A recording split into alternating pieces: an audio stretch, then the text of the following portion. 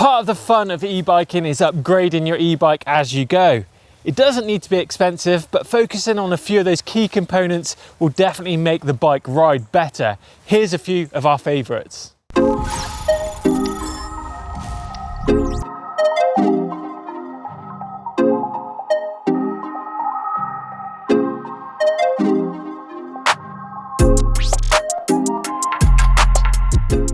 Now, grips are a really cheap and worthwhile upgrade to your bike. Some will give you more grip and some will give you less arm fatigue on those longer trails. And when it comes to grips, you really want to get a lock-on style grip, which is going to pinch onto the handlebar with an Allen key grub screw. That way it doesn't come off in those bad conditions and just gives you a bit more secure grip to that handlebar. Now, grips come in lots of different widths, compounds and patterns, so be sure to be choosing the right one for the conditions and the climate that you ride in. Upgrading the pedals on your e-mountain bike is going to make a massive difference when it comes to the grip levels, particularly if you're riding in bad conditions.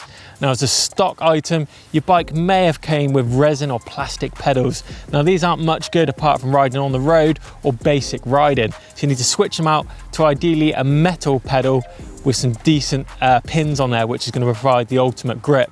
Now, with this better pedal, it's going to have better bearings, better bushes, and overall a better package. Now, if you make this pedal up with a cycling specific shoe, such as a 510 or a Specialized or Afton, loads of cycling specific shoes out there, you're going to get the ultimate grip. The saddle on your e-mountain bike is something you're going to be using a lot more than a regular mountain bike, especially when it comes to climbs. In fact, your seat will affect your ability to tackle technical climbs, and many e-bike versions have a ramped rear or added grip to aid this. They have flex in the rails and float in them, meaning that they move around beneath you as you ride. Lots of different layers in the construction, meaning they are super comfy too. So remember, your saddle is a very personal thing. Now, one saddle that might work for another rider might not necessarily work for you. So go along to a proper saddle fitting session at a bike shop and get your sit bone measured. And that way you're going to get rid of that pain in your bum.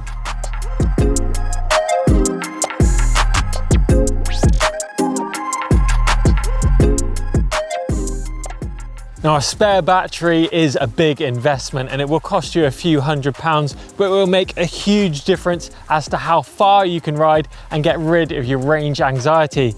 Big days out are possible on 2 batteries and you can truly exploit that full power of your bike without the dreaded flat battery coming into your head. Now, if you are buying a spare battery, you also need to think about transporting it.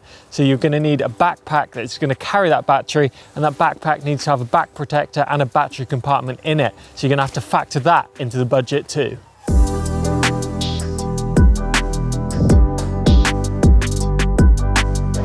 If you haven't got a tubeless setup on your e-bike, you are definitely missing out. With the tubeless setup, it makes a tyre a lot more supple. You're going to get protection from most punches, and you can also let your tyre down to super low pressures to improve that grip without risking, damaging the rim if you were to hit it on a rock or a stone on the way down the trail. Now, the kit you're going to need to do your tubeless setup is a tubeless ready tyre, some sealant and some rim tape and a tubeless valve. But don't forget that tubeless isn't 100% fail-safe, so if you are going out on those big rides, be sure to take an inner tube and also make sure you top up that sealant every few months to make sure you are fully protected.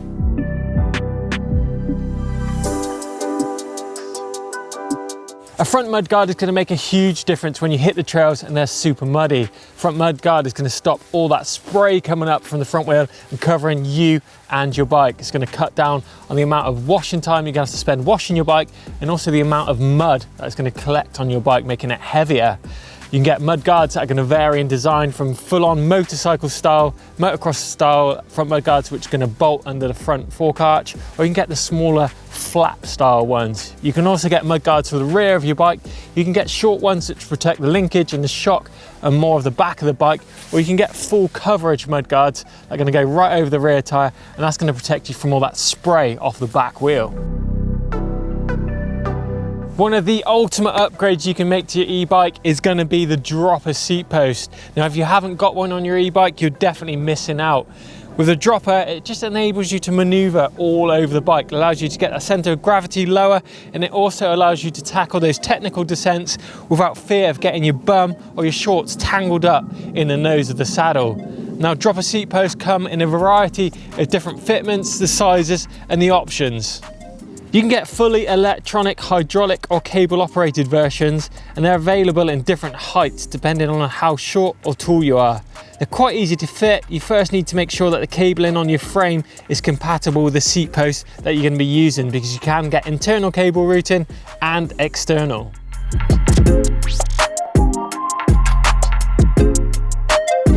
Now, if you're feeling slightly under-braked on your e-bike and thinking of upgrading your brakes, then there's three things you definitely need to think about first. First up is going to be the rotor size. You want 200 millimeters on there at a minimum. This is purely to dissipate that heat to handle the weight of the bike.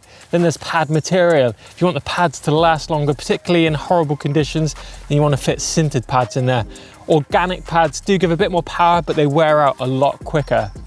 Then there's the caliper itself to consider. If you've got a 2-pot caliper on there, you can consider switching this out to a 4-pot downhill style brake or an e-bike specific brake. That way it's going to offer a lot more power, and again, they're designed to dissipate that heat a lot better than a 2-pot brake.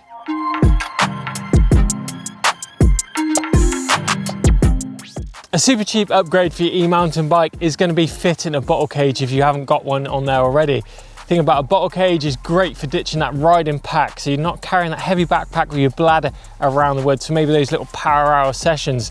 Now, if you've already got a bottle cage fitted to your bike, you can actually still upgrade it. You can get smart versions which can have a multi-tool built into the back of it, meaning that it can get you out of those sticky situations at the side of the trail.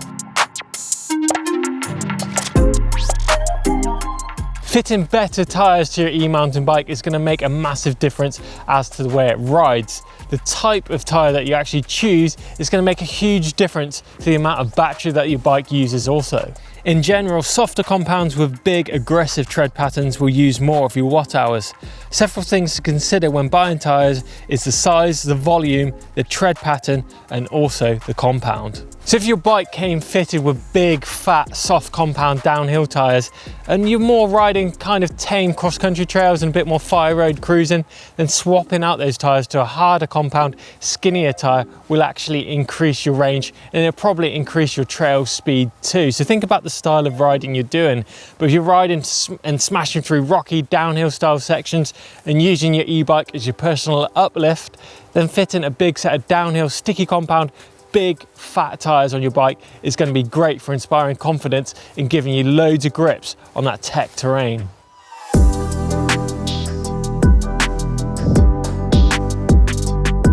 A cycle computer or a GPS tracking device is a great addition to be adding to your e-mountain bike. The great thing about these is that it's a real cool way of keeping an eye on that progression of your riding, where you've been and the skills that you've actually been doing. These things can actually measure how far you've jumped on some of the higher end models. They can also show you how far you've been, what your maximum speed was and your maximum heart rate, and can navigate you turn by turn around trails that you've never actually ridden. You can also download software to these that can connect to your bike to show you how much battery you've got left and what gear you're in. They are really amazing bits of kit. So there's a few upgrades that are really going to make a difference next time you hit the trails.